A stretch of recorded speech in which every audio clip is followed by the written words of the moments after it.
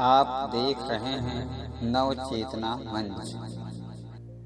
यदि हमारे वीडियो आपको पसंद आए तो वीडियो को ज़्यादा से ज़्यादा लाइक, शेयर और कमेंट कीजिए। और यदि आप हमारे चैनल में नए हैं तो चैनल को सब्सक्राइब कीजिए, बेल आइकन बटन को ज़रूर दबाइए, जिससे आने वाली नई वीडियो का नोटिफिकेशन आपको पहले मिले। नमस्कार, मैं सत्येंद्र यादव आप सभी दर्शकों श्रोताओं का बहुत बहुत स्वागत करता हूं। आज मैं आपके बीच में एक नया विषय लेकर के उपस्थित हुआ हूं। इस विषय की बारीकियों को समझने के लिए आपको हमारा यह वीडियो पूरा देखना एवं सुनना होगा। आज से लगभग 12 साल पूर्व 2008 में डॉक्टर शकुंतला मिश्रा राष्ट्रीय पुनर्वास विश्वविद्यालय की स्थापना हुई। तब से लेकर के अब तक इस विश्वविद्यालय में पढ़ रहे दिव्यांग विद्यार्थियों के साथ में इस विश्वविद्यालय के प्रशासन का रवैया एकदम खराब है। विश्वविद्यालय प्रशासन का इन विद्यार्थियों के साथ में जो व्यवहार है वो असंतोषजनक है। दृष्टि दिव्यांग विद्यार्थी अपनी मूलभूत आवश्यकताओं को लेकर के समय समय पर आंदोलन, संघर्ष, भूख हड़ताल, छात्रावास से लेकर के सड़क तक अपना संघर्ष जारी किए रहते हैं। इन्हीं के संघर्षों का परिणाम है कि इनकी कुछ समस्याओं का समाधान हो गया है, कुछ समस्याएं अभी तक लंबित हैं। नया मामला विश्वविद्यालय में अध्ययनरत अंतिम सेमेस्टर के विद्यार्थियों से जुड़ा हुआ है। ये विद्यार्थी दिनांक 12 सितंबर से अपनी परीक्षाएं देने के लिए उपस्थित हुए हैं और अब पीजी लेवल के विद्यार्थियों की परीक्षाएं समाप्त हो गई हैं। यूजी स्तर के विद्यार्थी अपनी परीक्षाएं देने के लिए घर से विश्वविद्यालय के छात्रावास B1 में रहने के लिए आए हैं, लेकिन विश्वविद्यालय द्वारा इन्हें जो मूलभूत आवश्यकताओं वाली सेवाएं हैं प्रदान की जा रही हैं वो एकदम ना के बराबर हैं। इन्हें जो भोजन उपलब्ध कराया जा रहा है उसमें ना ही क्वालिटी है ना ही क्वांटिटी है। पानी की व्यवस्था बहुत ही खराब है।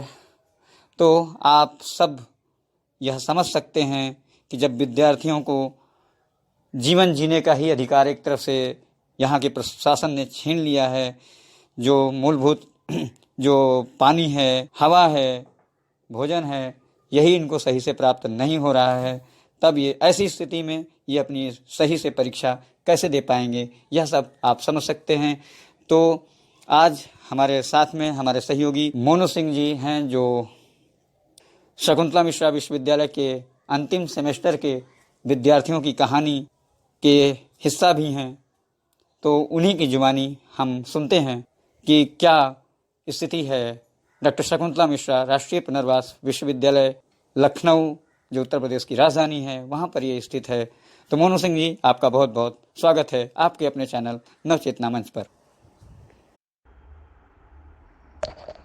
बहुत बहुत धन्यवाद आदरणीय सत्येंद्र जी, जो आपने मुझे बोलने का अवसर प्रदान किया और मुझे अपनी बात आपके माध्यम से रखने का अवसर प्रदान हुआ। इसके लिए आपका बहुत बहुत धन्यवाद। मैं विगत 5 वर्षों से शकुंतला मिश्रा राष्ट्रीय पुनर्वास विश्वविद्यालय में अध्ययनरत हूँ और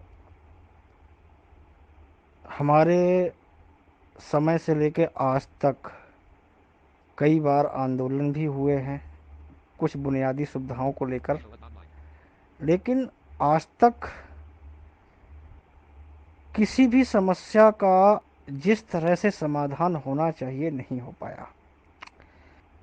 जबकि हमारे आरपीडी एक्ट में ऑडियो मटेरियल यानी कि जो एक्सेसिबल फॉर्मेट में बुकें होती हैं, किताबें हैं, उनको उपलब्ध कराने का प्रत्येक विश्वविद्यालय का प्रावधान है। और हमारा विश्वविद्यालय तो स्पेशल है। हमारे विश्वविद्यालय में बहुत बजट आता है और मज़े की बात यह है कि हमारा जो विश्वविद्यालय है वो दिव्यांगजन सशक्त सशक्तिकरण विभाग के द्वारा संचालित होता है। दिव्यांगजन सशक्तिकरण के जो पदाधिकारी हैं, जो प्रशासनिक अधिकारी हैं, उनको क्या मालूम नहीं है कि दृष्टिबाधितों की आधारभूत समस्याएं क्या है, उनको क्या प्रॉब्लम होती है, उनकी पढ़ाई में हमें सुधार कैसे करना चाहिए।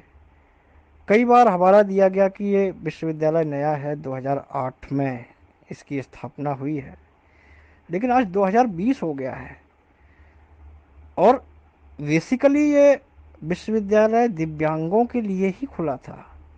अगर दिव्यांगों के लिए ना खुला होता तो हम मानते कि भाई थोड़ा टाइम लगता है, लेकिन जब दिव्यांगों के लिए ही ये विश्वविद्यालय खुला है और आधारभूत सुविधाओं से दिव्यांगों को ही वंचित किया जा रहा है तो बहुत शर्मनाक है।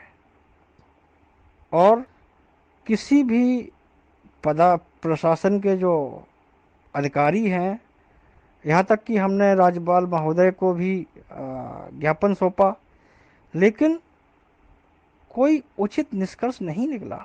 अगर हम कहीं ऊपर शिकायत करते हैं तो उन्हें गुमराह कर दिया जाता है कि सारी सुविधाएं हैं, सब कुछ हम उपलब्ध करा रहे हैं।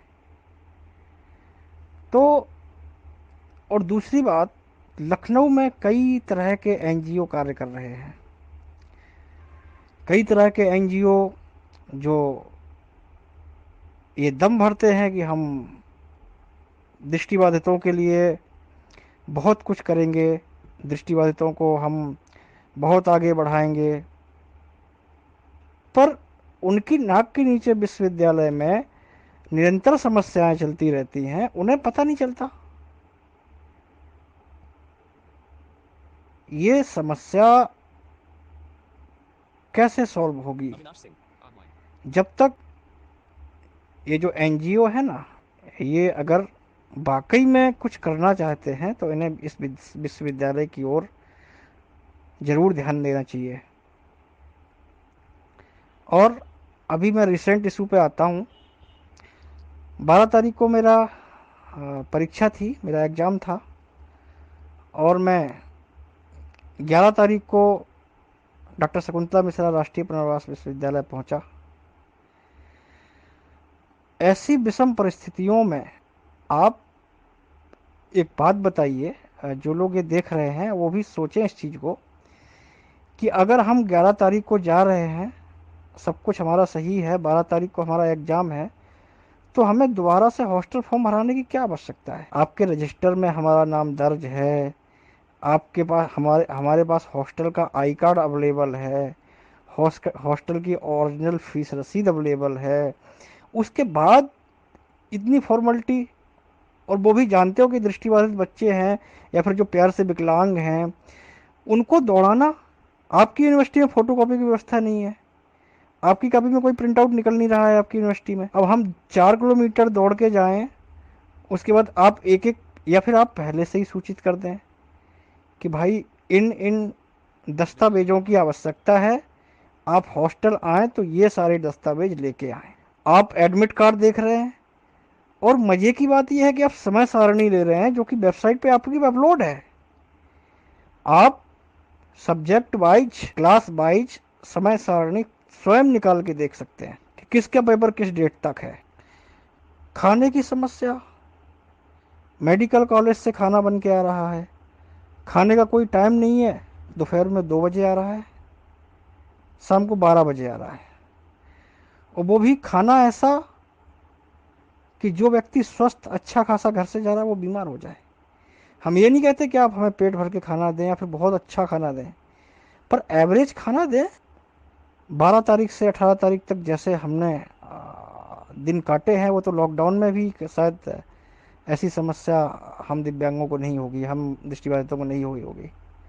भले ही हम एक ऐसी फैमिली से बिलोंग करते हैं जो ज़्यादा समर्थ नहीं है, फिर भी खाने पीने से या अन्य चीज़ों से कोई समस्या नहीं हो सकती है। और हमारा पैसा आ रहा है, सरकार हमारा पैसा प्रोवाइड करा रही है, पर आप वेबसाइट पर डाल देते हैं, न्यूज़पेपर में निकला देते हैं कि हॉस्टल की बहुत अच्छी व्यवस्था है। हॉस्टल में कोई समस्या नहीं है, लेकिन आपके हॉस्टल में निरंतर समस्याएं बनी रहती हैं। आखिर भ्रष्टाचार का समाधान क्या है? जहां सरकार का गढ़ हो, उत्तर प्रदेश सरकार का पूरा मंत्रालय वहीं पे स्थापित हो, उन मंत्रालयों तक ये बात क्यों नहीं पहुंच रही है? पेपरों में निकाल दिया जाता है, छोटे छोटे हेडिंग बना के अगर हम देते हैं तो एक दो पेपर हमारा सहयोग करते हैं, लेकिन आज तक कोई यथोचित कार्रवाई नहीं हुई।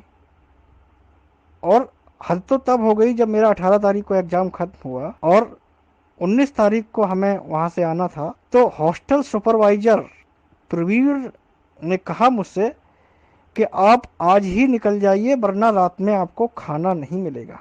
ऐसा प्रेमपाल ने कहा है। प्रेमपाल वहाँ पे बाबू हैं, वो भी विकलांग हैं। शर्म आती है हमें, ऐसे लोगों पे शर्म आती है जो दिव्यांग हित की बात करते हैं और दिव्यांग होके दिव्यांग के साथ नहीं रहते। हमें 19 तारीख को ही गाड़ी करके अपने घर आना पड़ा और मैं बहुत आहत हुआ। अगर कोई किसी पड़ोसी के घर भी जाता है ना, तो वो भी कहता है कि चलो एक दिन कोई समस्या है अगर रुका है, लेकिन वो मुंह पे सीधी सीधी बात नहीं कहता कि भाई आपको आज खाना नहीं मिलेगा, आप यहाँ से निकल जाइए। और वो भी तब जब मेरे कुछ लखनऊ क्षेत्र के बाहर के लोग खड़े हों मेरे सामने, मुझसे मिलने आए हों। ऐसे कर्मचारी, ऐसे प्रशासनिक अधिकारी, अरे हम तो दिव्यांग हैं ही, आप लोग सक्षम हैं लेकिन आप मानसिक रूप से दिव्यांग हैं। सीसीपीडी सोनकर जी, सीसीपीडी श्रीवास्तव जी, दोनों लोग दृष्टिबाधित। क्या उनको ये पता नहीं चलता? क्या उन तक ये बात नहीं पहुंचती है? दूसरा, हमारे विश्वविद्यालय में कुल सचिव अमित कुमार सिंह जी, जो दिव्यांगजन सशक्तिकरण विभाग में रहे हैं। परीक्षा नियंत्रक अमित राय जी, जो दिव्यांगजन सशक्तिकरण विभाग में विकलांग कल्याण अधिकारी रहे हैं। वित्त अधिकारी, वो भी दिव्यांगजन सशक्तिकरण विभाग से। जब सारे विभागीय अधिकारी वहाँ पे हैं और वो बहुत दिनों से कार्य कर रहे हैं, जब वो लोग यूनिवर्सिटी की दशा नहीं सुधार सकते, तो हम कैसे मान लें कि ये यूनिवर्सिटी आगे बढ़ेगी और एशिया में नंबर यूनिवर्सिटी है? जब दीक्षांत समारोह होता है तो कुलपति महोदय को जो पढ़ा दिया जाता है वो आके पढ़ लेते हैं कि ऐसी ऐसी सुविधाएं हैं, ये है और हम ये कर रहे हैं। खाना खाने ही हम लोग नहीं गए हैं। आप लोग खाना फिर भी फ्री प्रोवाइड करा रहे हैं, तो हम खाना खाने ही थोड़ी ना गए हैं।